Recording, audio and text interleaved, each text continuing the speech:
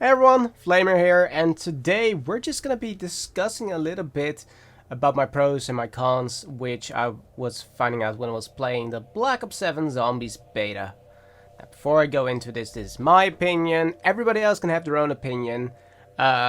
Just know that my feedback is mostly gonna be constructive feedback. I didn't necessarily hate the mode or anything, like I actually thought it was very fun.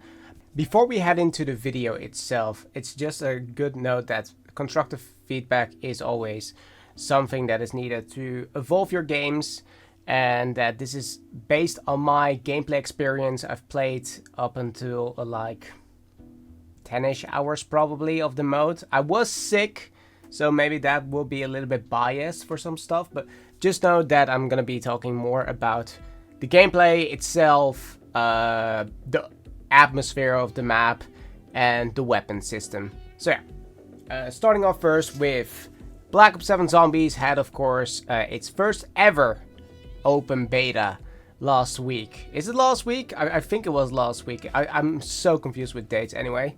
But I was sick, sadly, on the first day of the closed beta. I managed to just play a little bit of the training, but after that I just had to sicken out a little bit, and then afterwards I actually managed to get the round 50 calling card, so I'm very happy with that. Reward system for that is already a good thing. Having a reward in the beta that you're able to use inside of the full game when it comes out, always a good thing. Calling card, mwah, it's a little bit of a showcase, but there's gonna be more coming along the line, so it's okay, I guess. But let's hope that they're not gonna count it as like the Dark Ops that's inside of like the Dark Ops calling card challenges, because then that will mean you're not able to get it anyway for a full 100%.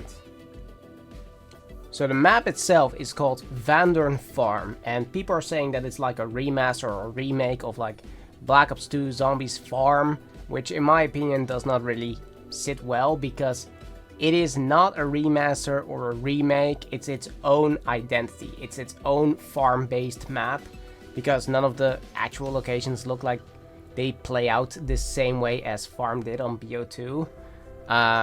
There's new areas to explore as well, so you have those. You have, of course, you have the upstairs bit where there's power, and then you also have the Pack-a-Punch section, and then underneath you have the arsenal and like this really weird cube that's talking, which is probably part of the main Easter egg of the map itself. Little additions like the family inside of the house do make the world seemingly come to life, because you have like these dead people right there. You have some writing on the wall, and I think it says something about sinners will be, yeah, I don't know what it exactly is. I'll probably put it on screen right here what it actually says. But there's a lot of writing on the walls, and it's very cool to see, maybe to see that play into something later down the line. I mean, in the trailer itself, we saw the twins lie. So, who knows, we're gonna see these twins. I don't know. The Origins mystery box is very weird to see inside of Vandorn Farm, but I think it's a cool addition, I guess. It's a little bit of a throwback. I honestly would have loved it more if it was the original box instead of the Origins one. Because you're just throwing in a lot of nostalgia bait right now. But yeah, the mystery box seems to be way better than beforehand. You're able to actually get weapons that you're able to use, and it also seems that you're more reliable on the box instead of like your loadout weapon, because I tried with the shotgun, I tried with the assault rifle that I spawned in with the pistol as well. I had to hit the box to get something else or get a wall weapon, so it seems you're more reliable to get freaking wall weapons or box weapon to use when you're actually playing the map. And I don't know if they actually spruced it up a bit, but in this beta it seems that you were able to get mystery box wonder weapons very easily. I managed to get the Ray Gun Mark II on my first round 50 run, and then something lab happened later, which we're going to be talking about as well, which I think is very cool, and I hope that Treyarch implements it. But yeah, Ray Gun Mark II was very reliable up until the round 50. It was good against the bosses, which we'll be talking about later. Zombie enemies there as well. armored zombies looked very, very cool. But I noticed something else is that the armored zombies actually have a little bit of a look-alike like this Carver skin that's inside of Black Ops 6, which I think is very interesting to see that we got a little bit of a glimpse already at like that armored zombie, at what they're going to be looking like inside of Black Ops 6 all the way back in Season 1. It also seems that Salvage was something that people were talking about, that they were more reliant on Salvage to upgrade their weapons and get stuff from the armory machine, or arsenal, sorry. Speaking of arsenal, very cool addition, Fireworks. Fireworks was honestly very good to use, even though it was base, of course, because everything in the beta is not transferred over from Black Ops 6. None of the augments or anything with which we're going to be seeing inside Season 1, I believe, or actually at the beginning. I don't know for exactly what, but we're going to be experimenting a bunch to see what is going to be the loadout to go. But I did like Fireworks being added back and actually killing 6 to 7 zombies each time. Mostly 6 zombies, which of course is its normal version. It seems that the special enemies, or like the elite enemies, they're not resistant to Fireworks, which is good. But it also seems that they're not its full weakness. I believe it's fire. But we're going to be talking about the Zursa and our lovely double guest in a moment. Yeah, the way that you start off in the map itself is you go in, and something that is very interesting is Treyarch said in their wording that when you're going to spawn in, it's going to be like blacked out, and then you're going to go back in. And it didn't seem to be in this kind of build, so I hope it's going to be in there. I'll put in a little bit of like how it could be right now into the video.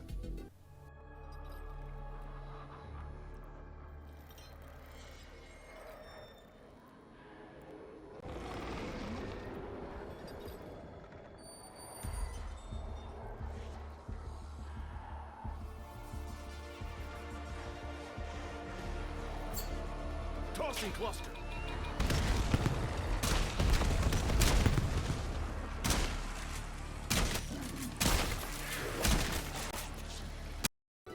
So hoping that Treyarch actually implements that at the beginning, because as you can see, that's actually a good way to just start off. When you don't even know what to play, you're just gonna start off and it's just gonna be like black, and then it's gonna showcase the map, like what's happening around you. You have the atmosphere around you, you have the zombies just screeching in the background, which is very cool to see as well. There's actually the system that they took from Black Ops 6 Zombies, where you have like the zombies roaming around the map when you go into a certain area. Like they're opening up like a person, you have them on the freaking porch of the farmhouse itself. But you also have them hanging inside of like cages, and you have little body bags that are like fluttering about. And then at the Vandern farm actual entrance, you have 2 of them hanging on like a metal chain. You can actually shoot them, you can get points from them as well. Very cool addition, very eerie and very good for the atmosphere. The way I did not like,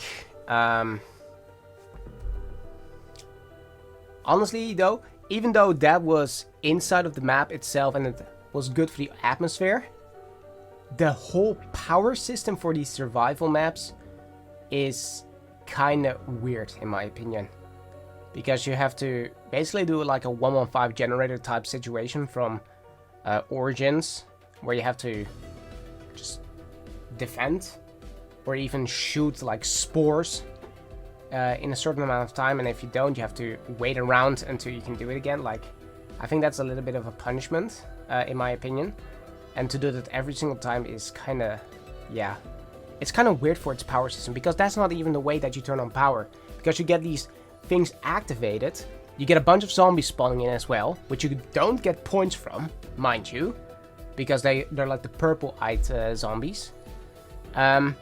Afterwards, when you have shot every single spore on around it, there's gonna be a big one on top of it that's gonna take way more ammo. So you're gonna be at round 1 and you're gonna be like 50-70% less of your ammo. So you have to probably buy ammo or even melee to get yourself some points, because you spend so much ammo just trying to get those things. That's of course without attachments or anything, so we don't know if it's gonna be better or not. It's probably gonna be better. I mean, I've even tried to use some grenades on it, so yeah. That seemed to be also very good. Afterwards, when you are done with the whole spore bit, you're like, okay, power's on. No, that's not it. You have to, and I'm gonna say this, you have to open up a 2,000 point door into the farm to get to the top and then turn on power. If you did that, you're able to get Pack-a-Punch, which is inside of there, of course, for 5,000. But if you're like, I want to get Jug, you're gonna have to open up another 2,000 essence door. And then go up top and then go to the Wonder Fizz and then choose your perks. You're also able to get free bonus points or, what was it called? Random perk. From as a drop inside of this mode. I've managed to actually get it once, I believe, during my round 50 run. It's probably going to be on screen somewhere here, if I can actually find the footage for it. I actually managed to get it on like round 5, and I got double tap, which I thought was very cool. Also, the cost not increasing for the perks is so good when that happens.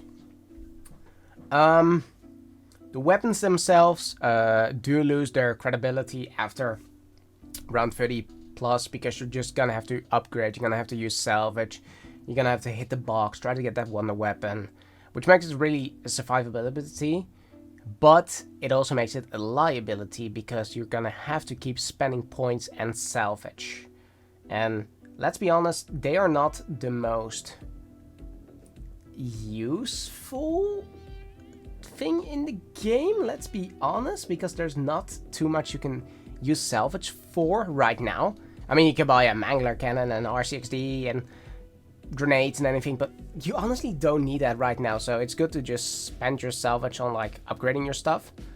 But when the main game releases, you're gonna be spending way much probably on score streaks and like monkey bombs, Casimirs and everything, because you got those unlocked.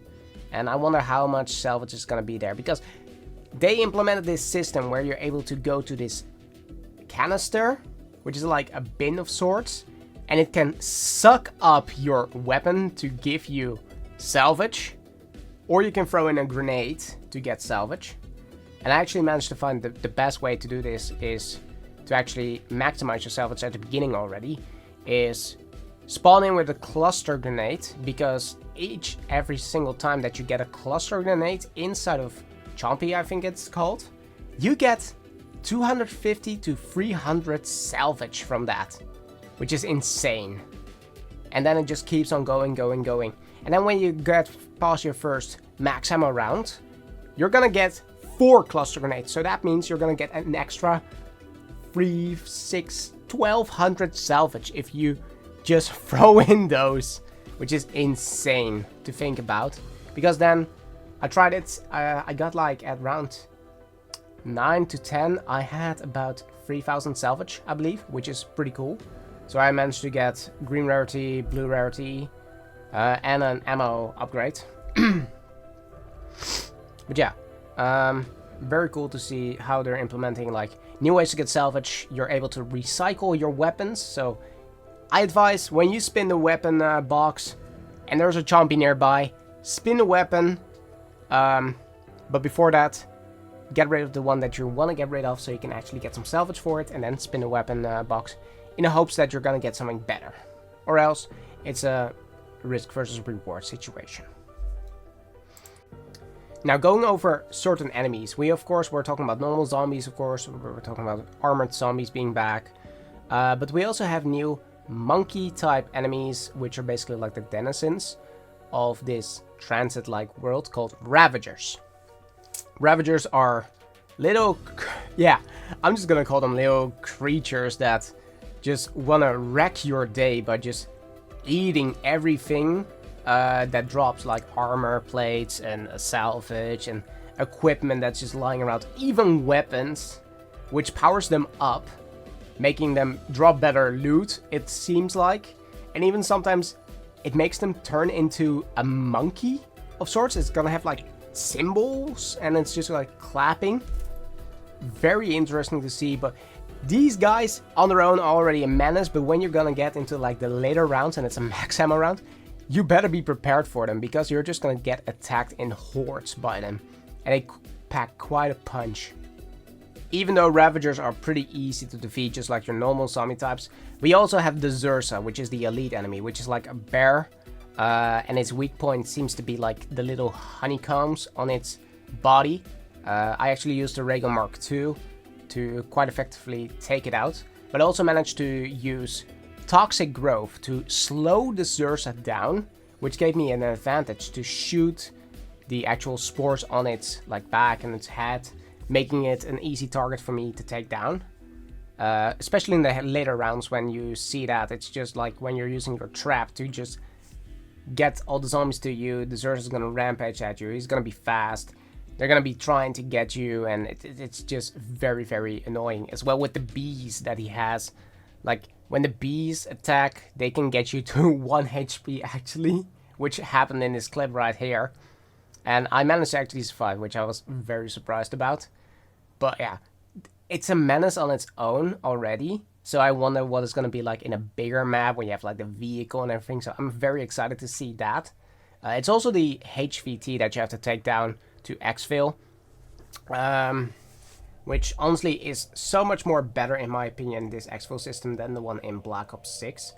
Because now you have to take down the HVT to actually exfil, and it's not just the zombies. After you're done, there's no helicopter to pick you up, you just go through a portal, bam, that's it.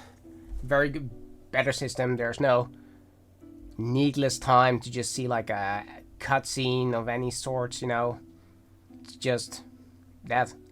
Next to the Zursa, we also have the return of Doppelgast. If you haven't seen my video yet on the whole Doppelgast in a room situation, I'm going to link it right here so you can watch it, because I went full in-depth on how the enemy works on here and what the whole spiel about it is. It's like, when we're gonna get Doppelgast, we're gonna get vermin enemies. We actually got confirmation of that inside of the menu with the Arachnophobia mode coming back to the game. Actual medals also being in the game itself, which got leaked. So yeah, it's gonna be very interesting to see how they work out. Now going over the perk system a little bit, we have the Wonder Phase, of course, that we're able to use to get our perks every single time. Which includes the new addition, which is Wisp Tea. And I think Wisp Tea is one of the best freaking ways to implement a perk like Blood Wolf Bite with a ghost companion that just starts killing. And people are saying it's not that useful. Trust me, in the later rounds, so useful, because when it activates, it just goes on a rampage. As well, when you get insta-kill, it just goes through everything. It's like a chain of lightning that just goes through it. It's like a Wonder Wolf in a way, that just goes like when it has insta-kill. Very great. You also get points from it, which I don't see many people talk about. You get about, I think, 10 points per hit marker, and then 50 points for an actual kill. So also very good. Now the map itself is set as a survival map, and it's just that. It's a small map where you can survive. It's like your Liberty Falls, where you can just camo grind or anything when the game comes out. There's gonna be way more coming out. There's apparently Exit 115 is already confirmed to be one of the survival maps, so I'm very excited to see that. Especially when it's launching in Season 1 already with a new map. So we're gonna be seeing that. Field upgrades return, of course. We already talked about Toxic Growth. I use the other ones. They're just the same, but without the augments. I can talk about them, but it's just that. I would advise, when you're just starting off, use Frenzy Guard and then go into Ether Shroud or Toxic Growth, whatever you want. Because Toxic Growth actually is better than its Black Ops Cold War counterpart. And yeah, we can moan, we can bitch about the whole HUD system, but they already talked about the whole classic systems coming back and everything, and I actually got some leaks that actually look very cool for it, but I'm not gonna talk too much about that. We're gonna leave that for like when the actual map launches and when we actually played a little bit of it for my full in-depth review of like Shadows of the Damned. Is it Shadows of the Damned? No, it's not. It's not Shadows of the Damned. I don't know why I'm thinking of Shadows of the Damned, because that's a different type game. I don't know why I just say the other thing. It's just Ashes of the Damned. I have to get that in my head. Ashes of the Damned. Okay. But yeah. Van Farm itself being a little small map is very fun to just play about. You have a little trap that you can use, which is actually useful for once. It's like the saw blade trap from Blood of the Dead, but it actually is very useful. You can stand on top of the truck, you can just wait, and it's like this little baby that just pumps up its fist into the air and just does like a little rave with like a remix of a baby just going ham. I don't know why they chose it, but it's so funny. Every single time I booted up the map and I just went to the thing, I just heard like that, and then just like the baby. That theme song was just so stuck in my head that I started humming it during work, which was crazy. But yeah, the map itself, very fun, like I was saying. It's just a small survival map. We can't say anything almost about it. Weapons, after round 30, you're just gonna be relying on traps and your wonder weapon because it's not the best. But next to like enemies returning, like I already said in my other video, I thought the beta was very fun to play. Gave me some ways to just look into the mechanics of the map itself, and also giving me access to the actual spawn area of the new map, because there was like this little glitch that happened. You could go into training mode and then go to 4, and then the thing to spawn actually was open, which was crazy to think about, which I don't think was a glitch of sorts, but I think was just open early, because if you go into that area, there is Wonder Fizz right there and you're able to purchase it. So it's insane to think about that we're able to just go into there. So I'm very excited to see what's going to happen into the future with the whole map when it releases. But for now, I'm going to say that the beta itself, even though it was bare bones, I thought it was an honest 7.5 out of 10. And I think that's a fair rating, because we haven't had anything else to like what we were used to. We don't have the augment system or anything. And it's going to be interesting to see how it's going to play out in the future when the map actually releases. But yeah, thank you guys so much for watching this little video of mine where we're just ranting about the whole map and everything. But yeah, thank you so much for watching. If you like this video, hit that thumbs up button and subscribe to the channel for more Call of Duty Zombies videos. This is Flamer, signing off. Have a great day, afternoon, or night.